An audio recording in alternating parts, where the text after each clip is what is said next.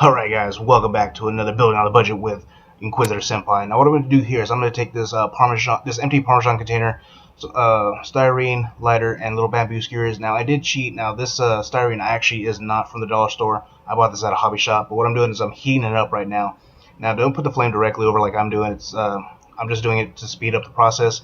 I'm going to take these little sticks here, and I'm just going to bend this ever so slightly right here to match the like the pipe that I need to put that bend in there. Now a straw would work. I didn't have the straws at the time, so I went with the only thing I had available, which was those styrene pipes. Now as you can see here, I have two of them bent the way I just showed you with the lighter, and I put them up against here to look like the piping. Oh, are you serious?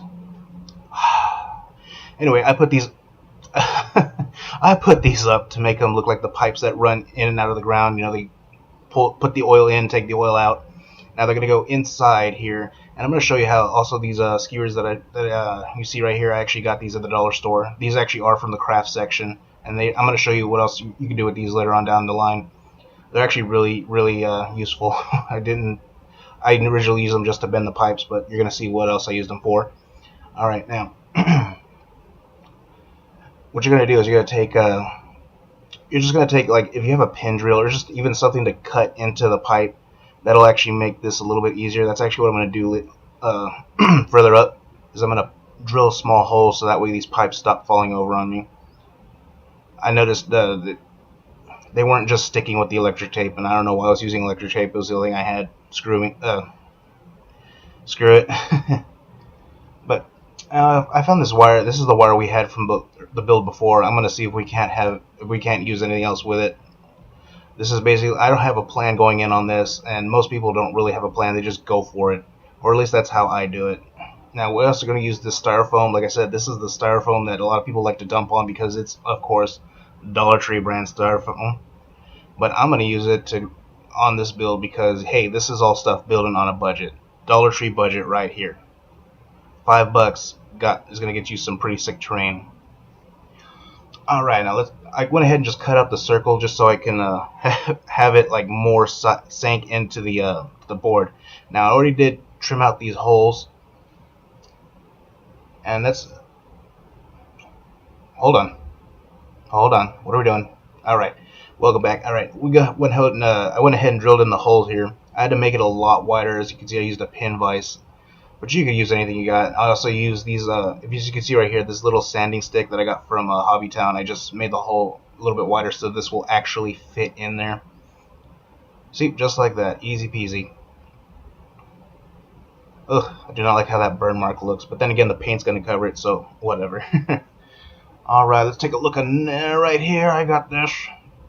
Now I got these popsicle sticks, once again, the same place that I got the little bamboo, they're not even bamboo, they're just little wooden sticks. As you can see, I trimmed on the popsicle sticks to make this little fence area.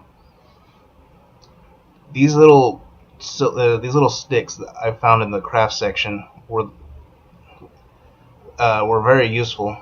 And as you can see, I'm using an actual box cutter. Now, if you want to do this same thing, if you get these specific little sticks, I suggest using a hard, heavy-duty box cutter. Don't get like the little flimsy ones they sell there, or even using your X-acto knife, because it's not going to cut through these little sticks. Okay.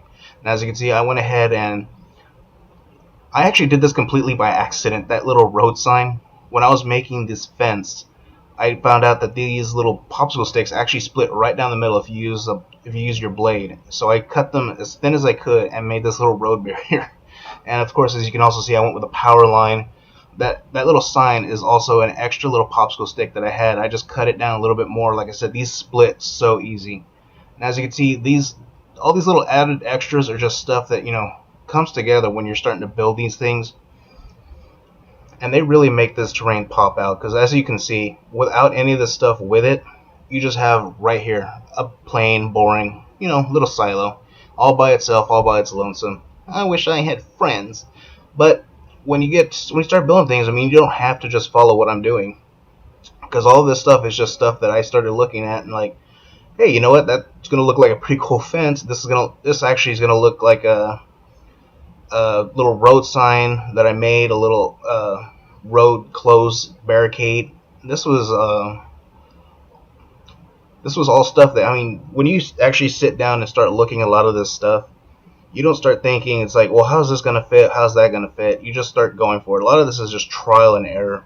When I was making those fences right there, I didn't know what I was doing. I originally was just going to put one or two, but then I just started looking at it. It's like, hey, this is kind of starting to look like a road sign. And that's when I picked up another popsicle stick, cut the ends off, sanded it down. And that's when I noticed that you can actually split these things down the middle. Now, I used my X-acto knife for this one. I quickly cut myself, so I was like, okay, I'm not going to use my X-acto knife because that's entirely too sharp to cut through this. So I went to my industrial box cutter, and that's what I ended up using because it was a lot thicker, so it cut through a lot slower. And that's probably where I made my first mistake with the X-acto knife, is I was trying to split it really quick, and that's probably why I ended up nicking myself. But as you can see, I mean, it just takes a little bit of time, patience, and just, if you look at it, just look at everyday life and then look at the stuff that's around you. A lot of stuff people just pass up because, oh, it's there, it's probably from the Dollar Tree, it's just garbage. But right here, this silo is actually coming out really nice. Now, like I said, I did cheat because I used styrene piping from a local hobby store. But you can use straws, you can use whatever you find to make that kind of piping. And these two, like I said, these other tubes, these wooden sticks that I found, they're also in the craft section next to the popsicle sticks. I didn't have any idea what I was going to do with them, but as you can see, I actually went and made a power pole from this thing. Now the road sign, the road sign is also some of that leftover sprues that I had. I just cut them up, cut them to size, and well, you know what? I still got a lot to say. I know the video's over, but I got a lot more to say. So anyway, I mean, just look at what you have around you. You'll be surprised what you can come up with. I noticed that I could actually make rubble from a lot of this stuff, not just like going outside picking up sticks or rocks, but I could just use this stuff, cut it up, make it look like construction stuff, like construction boards, thrown away stuff like that. I mean, it's pretty neat when you look at a lot of these things. I know I'm rambling on, but hey, whatever. As long as you're here, you're listening, you're finding out these little tips and tricks that you can do. I mean, not everything has to be store-bought. A lot of this stuff can just be stuff you find around, like the Parmesan cheese. The story behind that is I was actually eating some pasta the other day.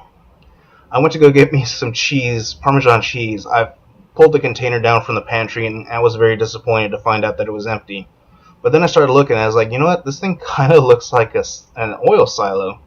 I could probably use this. So that's what I did. And like, this is the Parmesan cheese. I got that from the dollar store as well, and they sell them in a couple sizes: this big size and little size. Sad to say, I never got replacement Parmesan cheese, so my pasta went without it. I was very, very unhappy about that, but it's oh well. But just look around. I mean, a lot of people throw away some good stuff. I mean, just look around in your, just local waste bins. I mean, don't actually go in there into those waste bins, but look around your room, look around your house, see what you got, see what people have thrown out. If you do take something out of the dumpster, I do suggest steam cleaning the hell out of it. Bleach it if you have to, because you really don't want to catch whatever's in there. Well, I've rambled on enough, and go ahead and let you go. Thank you all for watching, and I'll catch y'all in the next video. Alright, thank you, bye-bye.